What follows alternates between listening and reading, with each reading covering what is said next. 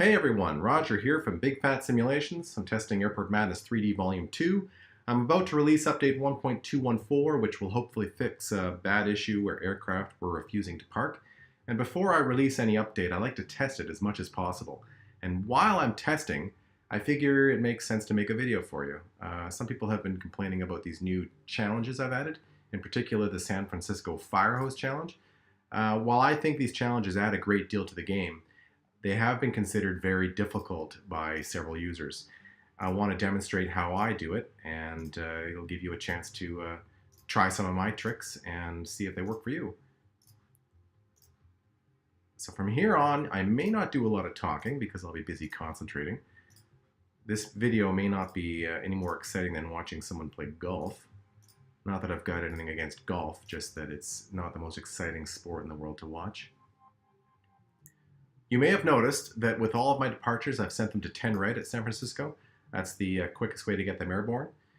There are no runways that need to be crossed, and it's the shortest distance to a runway. Arrivals are all sent to either 19 left or 19 right, depending on what the most natural approach is. With these three arrivals we have currently, they're all naturally set up for a 19 left arrival. I choose 19 left and right because, again, it's the shortest route to the apron, and as I've said before in other videos, every arrival is also a departure. It starts out as a arrival, and the quicker you get it off the runway to the terminal, loaded, turned around, and departed, you've got yourself two movements, not just one landing, but one takeoff as well. In Airport Madness 3D and 3D Volume 2, the traffic rate that you see at the top left is regulated in certain modes by how well you're playing. If aircraft are sitting around waiting a lot, the traffic rate will be backed off to make it easier for you. But not so with the challenges. With the challenges, it's full-on traffic rate 10 all the time, which, knowing that, has an advantage. You don't have to worry about planes that are sitting waiting. Unless, of course, it's an aircraft that has just landed. If you look at the bottom right corner with the radar, you see an aircraft that's holding and waiting. And that's costing us dearly because that arrival, we want to turn it around and make it a departure as quickly as we can to get 2 points instead of just one. The same with aircraft at the gates that are calling ready for taxi. We want to move them right away with no delays. The aircraft that we can ignore are these aircraft that are queuing for takeoff. Like I said, their waiting doesn't affect the traffic flow, which is critical to our success. Looks like I've got a bit of an overtake here. I've got two F-27s followed by an A340. That's kind of tight. I'm going to change things up here and put one of these F-27s on 19 left. So by departing off 10 right and arriving on the 19s, I can bring traffic in as quickly as I want, and I just have to work very hard to thread the needle between my departures and my arrivals. I've got an aircraft lined up in position waiting to go, and I need to strategically launch this aircraft in between my arrivals and departures. And this just comes from experience playing the game. I know that I can launch this aircraft. It will not strike the F-27, but it will beat the A340. Now, how do you know that without playing the game a whole bunch? You don't. There are no good rules of thumb. Just keep playing until you learn these things. Once you've moved about 20 or 25 airplanes, there's very little time to talk or think or scratch your nose or do anything. You basically have to be clicking constantly. It's like playing whack-a-mole. There's something you've got to be doing all the time.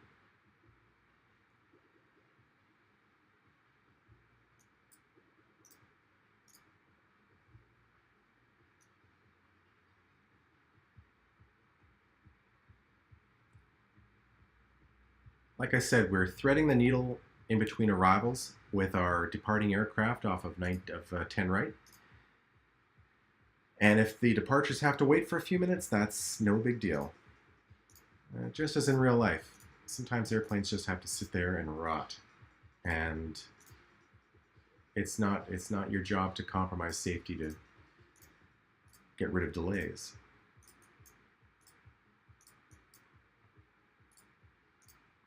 This particular challenge, the San Francisco Firehose Challenge, was named after the concept that the airplanes are coming at you at such an incredible rate. It's like a fire hose. It's like drinking from a fire hose, if that makes any sense. It made sense when when I invented the game idea, the game name, I should say.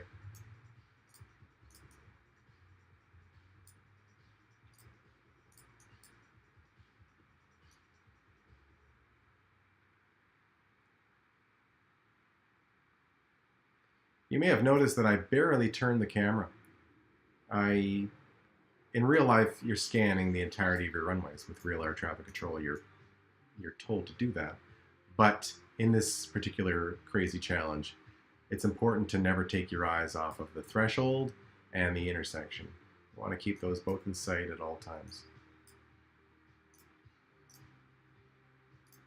You may have also noticed that I tell every arrival to go fast. That's because every arrival becomes a departure. So the faster I get them in, if I tell them all to expedite off, that even helps.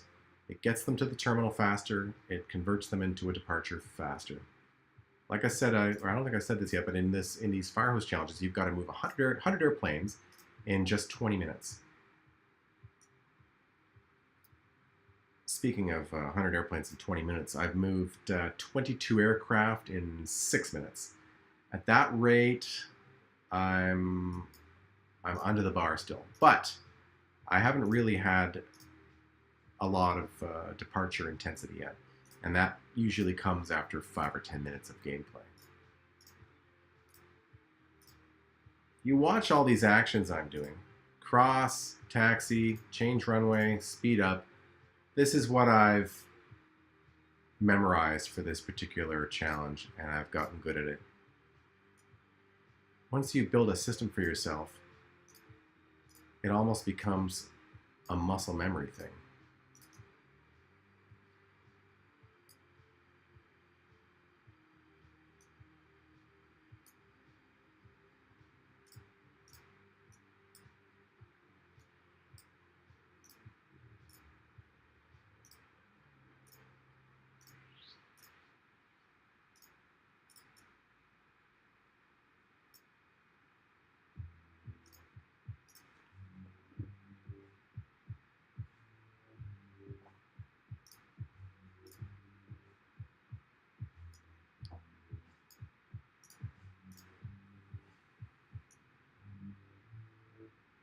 You might notice I'm running aircraft a lot tighter than you may be comfortable with, and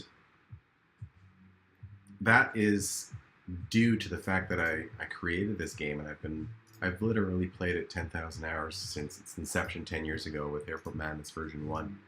I know how close I can run it with certain types. I know that in this situation an A380 will catch a Dash 8, so I need to tell the Dash 8 to expedite off. I know that if I tell the A380 to expedite off, they'll smash into the back of the Dash 8, so I don't do that.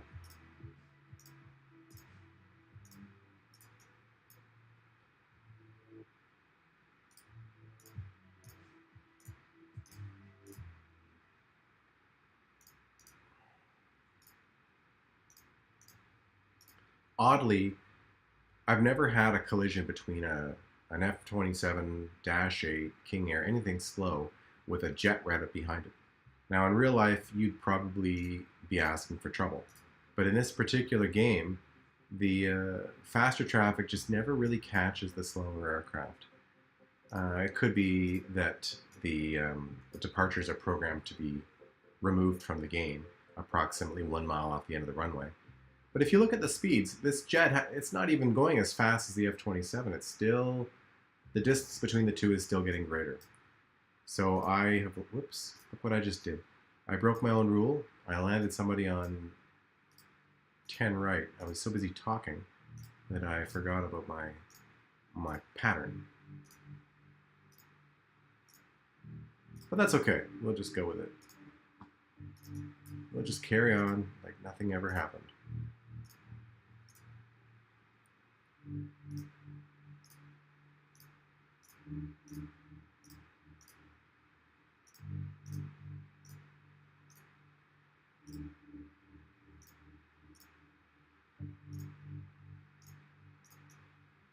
Every now and then I'll peek my head up just to make sure I'm not accelerating a faster aircraft that's behind a slower aircraft. little things that I've learned create issues.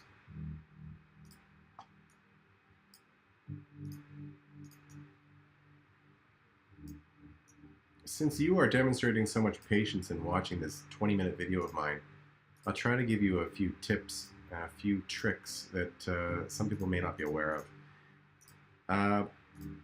You're not able to have a collision between two aircraft that are before they've turned onto their final approach path.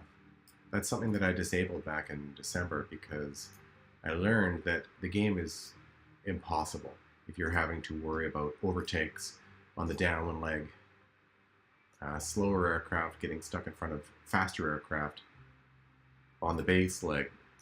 Yeah, the game wasn't fun playing it like that. So now airplanes, they pass each other safely. But once they're on final approach, once they're lined up at the runway, a collision is possible. So knowing that, it might help you decide how you're going to run your traffic. You may decide, hey, I'm going to let that Concorde fly through the arriving Dash 8 because I know there won't be a collision.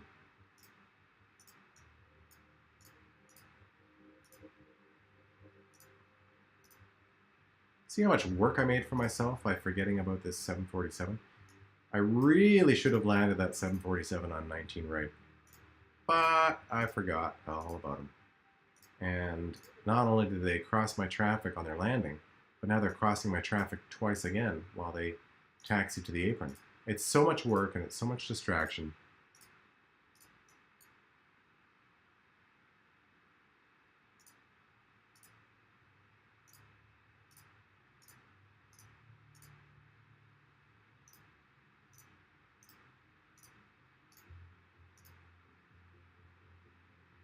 How am I doing for time here? I've moved 50 airplanes and I've got 8 minutes left. Still slightly under the bar, but I'll make it work.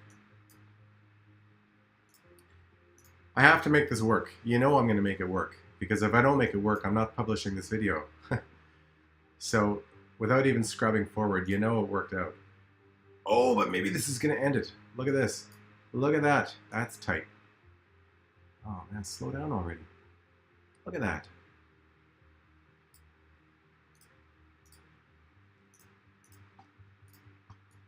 Oh, not again. Really? Did this just happen? I've got to work on my timing just a little bit.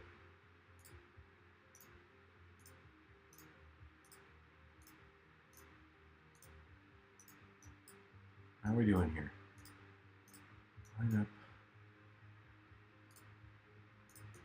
This is starting to feel a little busy, actually. Okay, how are we looking here?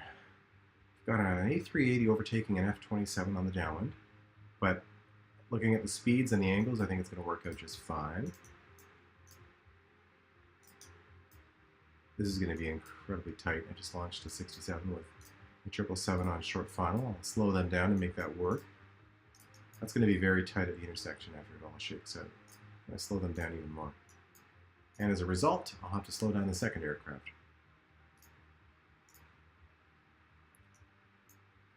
Okay, that's looking a bit better.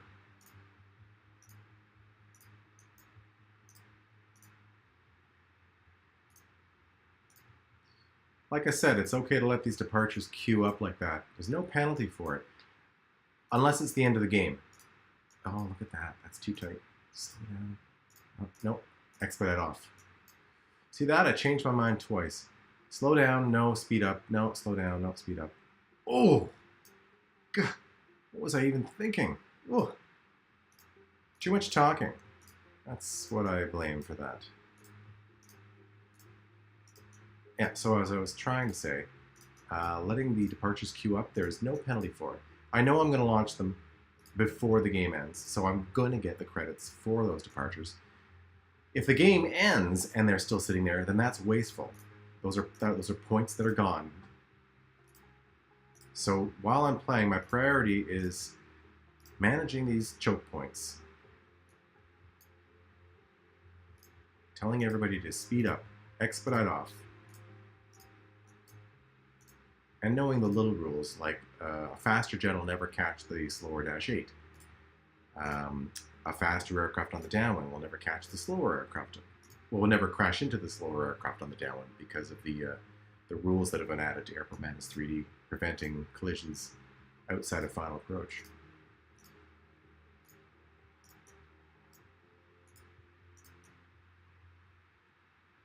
By the way, if you come up with a better system, let me know. I'd love to hear it. And maybe you'll decide that the best way to play the game is to have everyone landing on 19 left and departing on 19 right or something. I don't know. But I'd like to hear all about it.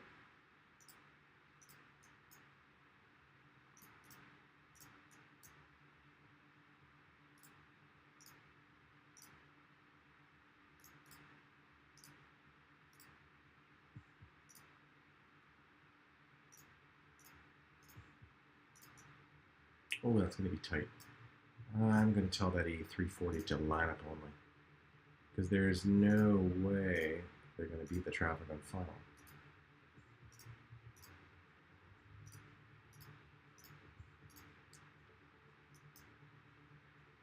This A340 will beat the Dash 8 because the Dash 8's slow.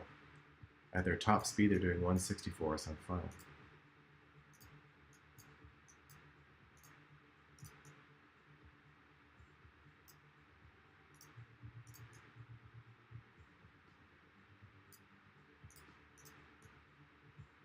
Now, what are the odds of that working successfully?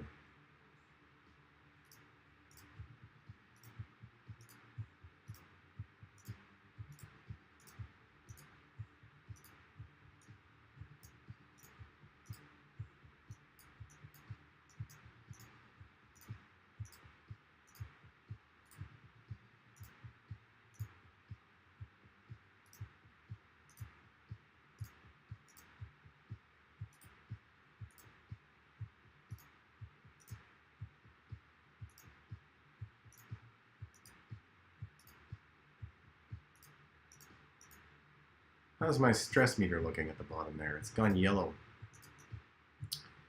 That's okay. In these challenges, it doesn't really matter. It's whatever the stressometer says is really just something to look at. It doesn't mean much. It's an accurate measurement of how you're doing. It factors in collisions, delays, airplanes moved, but it really doesn't mean anything beyond that.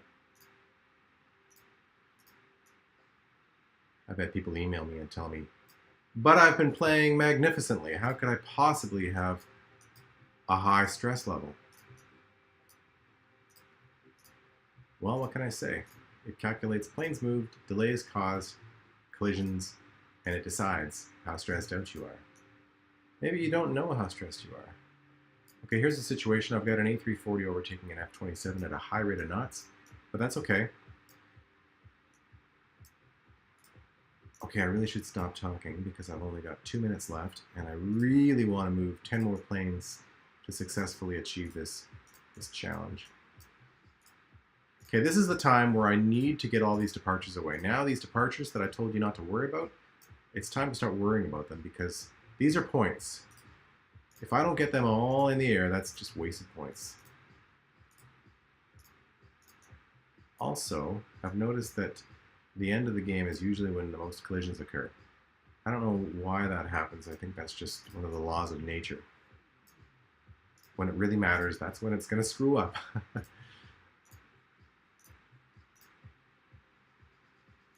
Okay, how much time we got left here? A minute and a half? Everybody needs to be going fast.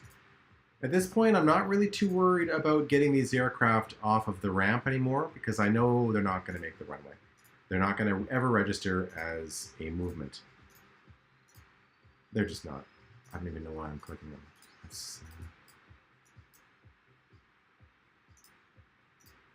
Okay, our goal now in the next 60 seconds is to get these 5 departures away and nothing else.